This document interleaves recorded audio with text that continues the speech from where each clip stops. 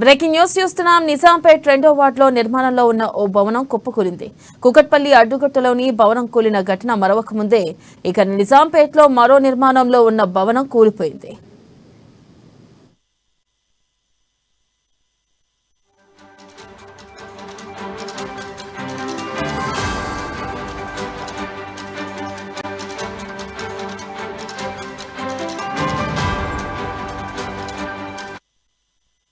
నిజాంపేట్ 2వ వార్డులోని ఎన్ఆర్ఐ కాలనీలో నిర్మాణంలో ఉన్న భవనం కూలిపోయింది. స్లాబ్ వేస్తుండగా మొదటి 2 అంతస్తులు కూలిపోయాయి.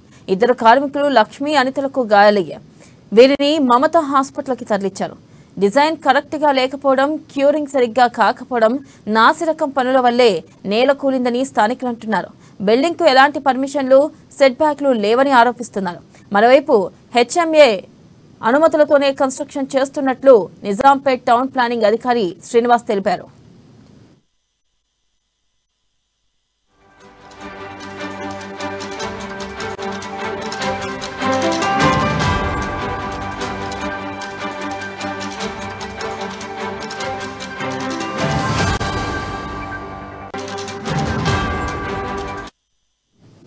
బ్రేకింగ్ న్యూస్ చూస్తున్నాం. నిజాంపేట్ 2వ వార్డులో నిర్మాణంలో ఉన్న ఓ భవనం కుప్పకూలింది. కుకట్పల్లి అడ్డుకుట్టలోని భవనం కూలిన ఘటన మరొక ముందే నిజాంపేట్లో మరో నిర్మాణంలో ఉన్న భవనం కూలిపోయింది.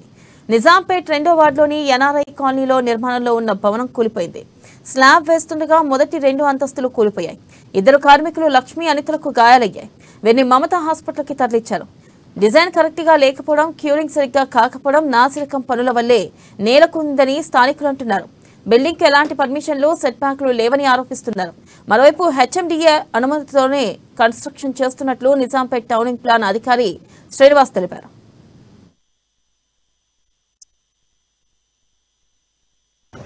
ఐదున్నరకు ఇంటిమేట్ అయింది సార్. 5:30కు నాకు తెలియగానే ఇమ్మీడియట్గా ఇక్కడికి వచ్చి మేము వెరిఫై చేసినాము.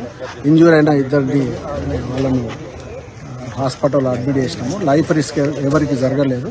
మైనర్గా దెబ్బలు తాకినాయి. వాళ్ళ 2 లేడీస్కి ఇమ్మీడియట్గా మమతా హాస్పిటల్లో అడ్మిట్ చేసాం. స్ట్రక్చరల్ డిజైన్, స్టీల్ డిజైన్ సరిగా లేక తర్వాత ఇమ్మీడియట్గా లోడ్ ఎక్కువైపోయింది. Curing with in limits date లోపల క్యూరింగ్ కాకుండా ఇమ్మీడియట్గా ఇంకో స్లాబ్కు రేజ్ చేయడం ద్వారా అది జరిగింది. తప్పకుండా క్రిమినల్ కేసులు బిల్డర్ మీద పెట్టి అతని మీద చర్యలు తీసుకుంటాం. బిల్డింగ్కి సంబంధించిన ఏ డీటెయిల్స్ ఉన్నా కానీ పొద్దున్నే ఇప్పుడు నైట్ కలెక్ట్ చేసుకున్నాం. రేపు పొద్దున్నే డిమాలిషన్ కూడా మేము ప్రిపేర్ చేసుకున్నాం. 5:30కు ఇంటిమేట్ అయింది సార్. 5:30కు నాకు తెలియగానే ఇమ్మీడియట్గా ఇక్కడికి వచ్చి మేము వెరిఫై చేసినాము. ఇంజూర్ అయిన 2 వాళ్ళను హాస్పిటల్లో అడ్మిట్ చేసినాము. లైఫ్ రిస్క్ ఎవరికి జరగలేదు.